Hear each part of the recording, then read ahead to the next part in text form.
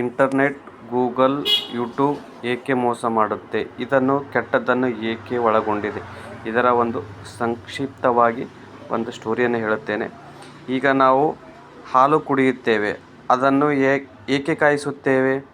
ಅದರಲ್ಲಿರುವ ಕೆಟ್ಟ ಬ್ಯಾಕ್ಟೀರಿಯಾಗಳು ಇಲ್ಲ ವೈರಾಣುಗಳು ಸಾಯಲಿ ಅಂತ ಅಲ್ಲವೇ? ಹಾಗಾಗಿ ನೋಡಿ, ಹಾಗೆ ನಿಮ್ಮ ಜೀವನ ಪ್ರತಿ ಹೆಜ್ಜೆಯಲ್ಲೂ ಕೆಟ್ಟದ್ದು ಒಳ್ಳೆಯದು ಜೊತೆಯಾಗಿ ಇರುತ್ತೆ. ನಾವು ಹಂಸ ಪಕ್ಷಿಯಂತೆ ಹಾಲಿನಲ್ಲಿ ನೀರನ್ನು ಬಿಟ್ಟು ಬರೀ ಹಾಲು ಕುಡಿಯುವ ಹಾಗೆ ಕೆಟ್ಟದ್ದನ್ನು ಬಿಟ್ಟು ಒಳ್ಳೆಯದನ್ನು ತೆಗೆದುಕೊಳ್ಳಬೇಕು. ಪೊಲೀಸ್ ನಮಗೆ ಸಹಾಯಕರು, ಆದರೆ ಅವರ ಸ್ಟೇಷನ್ಗೆ ಹೋದರೆ ನಮಗೆ ಹೇಗೆ ಮಾತಾಡ್ತಾರೆ?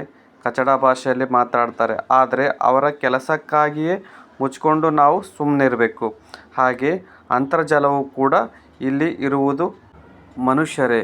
ನಾವು ಹೇಳಿದ ಹಾಗೆ ಒಳ್ಳೆಯದು ಇರುವ ಕಡೆ ಕೆಟ್ಟದ್ದು ಇದ್ದೇ ಇರುತ್ತೆ.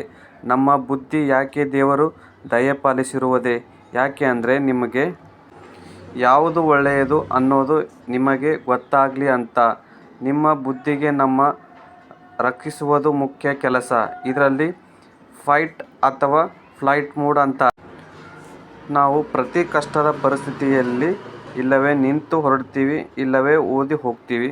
ಹಾಗೆ ನಮ್ಮ ದೈನಂದಿನ ಚಟುವಟಿಕೆಗಳಲ್ಲೂ ನಾವು ನಮ್ಮ ರಕ್ಷಣೆ ಕಂಡುಕೊಳ್ಳುವುದು ಅತಿ ಮುಖ್ಯ.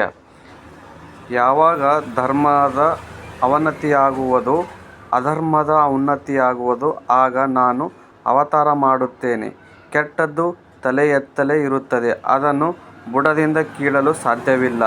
ಆದರೆ ಒಳ್ಳೆಯದನ್ನು ಪರಿಸರಿಸಿ ಹಾಗೂ ಕೆಟ್ಟದ್ದನ್ನು ಅಂತರ್ಜಾಲದಿಂದ ದೂರವಿಡಿ.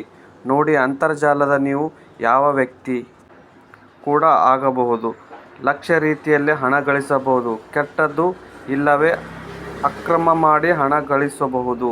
ಆದರೆ ಪ್ರತಿ ಕೆಟ್ಟದ್ದಕ್ಕೆ ಒಂದು ಕೊನೆ ಇರುತ್ತೆ.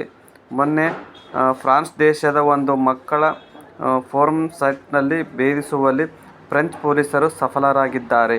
ಹಾಗೆ ನಮ್ಮ ದೇಶದಲ್ಲಿ ಕೆಟ್ಟದ್ದನ್ನು ತ್ಯಜಿಸಿ ಹಾಗೂ ದೂರವಿಡಿ, ಒಳ್ಳೆಯದನ್ನು ಹಂಸ ಪಕ್ಷಿಯಂತೆ ಹೀರಿಕೊಳ್ಳಿ. ನಿಮಗೆ ಒಳಿತಾಗಲಿ. Thank you.